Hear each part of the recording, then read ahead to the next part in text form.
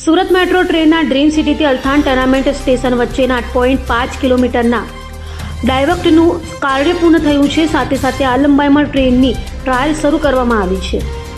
પ્રધાનમંત્રીના વિકસિત ભારતના આયોજન અન્વયે મેટ્રોની સવલતો દેશના શહેરો ઝડપથી મળી રહે તે માટે આગ્રહી છે. ત્યારે રાજ્યના મુખ્યમંત્રી તથા રાજ્ય સરકાર આ પ્રોજેક્ટનું ઝડપથી આગળ વધારવા માટે સતત પ્રયત્નશીલ છે.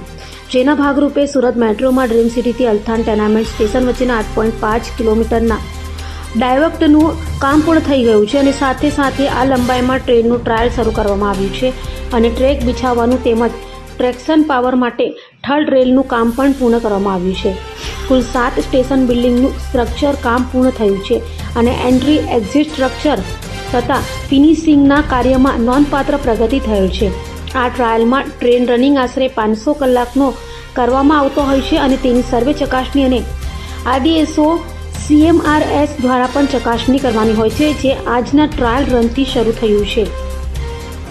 અભય થઈને નિષ્પક્ષતાથી નિરપેક્ષ રીતે વાસ્તવિકતાનો અરીસો રૂપી સચોટ માહિતી લાવતો સત્યની સાથે અભય ટાઈમ્સ.